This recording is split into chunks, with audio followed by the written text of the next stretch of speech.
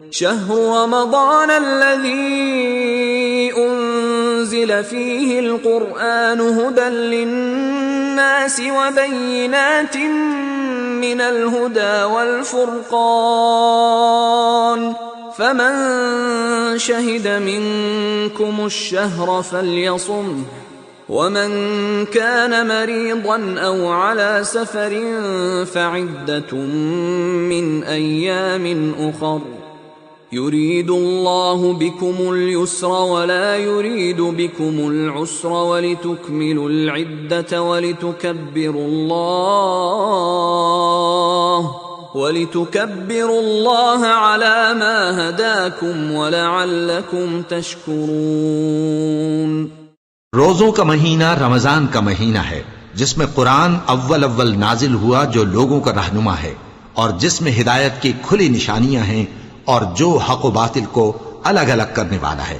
تو جو کوئی تم میں سے اس مہینے میں موجود ہو چاہیے کہ پورے مہینے کے روزے رکھے، اور جو بیمار ہو یا سفر میں ہو تو دوسرے دنوں میں روزے رکھ کر ان کا شمار پورا کر لے۔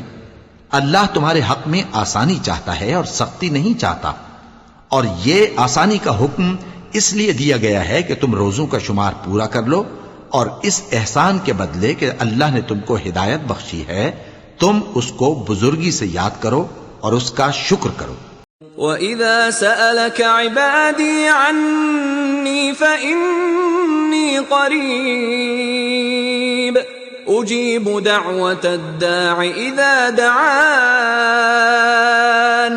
فَلْيَسْتَجِيبُوا لِي وَلْيُؤْمِنُوا بِي لَعَلَّهُمْ يَرْشُدُونَ۔ اور اے پیغمبر، جب تم سے میرے بندے میرے بارے میں دریافت کریں تو انہیں معلوم ہو کہ میں تو تمہارے پاس ہی ہوں۔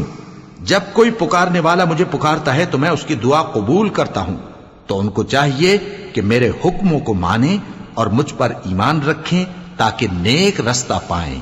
أحل لكم ليلة الصيام الرفث إلى نسائكم هن لباس لكم وأنتم لباس لهن علم الله أنكم كنتم تختانون أنفسكم فتاب عليكم وعفى عنكم فالآن باشروهن وابتغوا ما كتب الله لكم وكلوا واشربوا حتى يتبين لكم الخيط الأبيض من الخيط الأسود من الفجر ثم أتموا الصيام إلى الليل ولا تباشروهن وأنتم عاكفون في المساجد تلك حدود الله فلا تقربوها كذلك يبين الله آياته للناس لعلهم يتقون۔ روزوں کی راتوں میں تمہارے لیے اپنی عورتوں کے پاس جانا جائز کر دیا گیا ہے، وہ تمہاری پوشاک ہیں اور تم ان کی پوشاک ہو۔ اللہ کو معلوم ہے کہ تم ان کے پاس جانے سے اپنے حق میں خیانت کرتے تھے، سو اس نے تم پر مہربانی کی اور تمہاری حرکات سے درگزر فرمائی، تو اب تم کو اختیار ہے کہ ان سے مباشرت کرو۔ اور اللہ نے جو چیز تمہارے لیے لکھ رکھی ہے یعنی اولاد، اس کو اللہ سے طلب کرو اور کھاؤ اور پیو یہاں تک کہ صبح کی سفید دھاری رات کی سیاہ دھاری سے الگ نظر آنے لگے، پھر روزہ رکھ کر رات تک پورا کرو، اور جب تم مسجدوں میں اعتکاف بیٹھتے ہو تو ان سے مباشرت نہ کرو، یہ اللہ کی حدیں ہیں، ان کے پاس نہ جانا۔ اسی طرح اللہ اپنی آیتیں لوگوں کے سمجھانے کے لیے کھول کھول کر بیان فرماتا ہے تاکہ وہ پرہیزگار بنے۔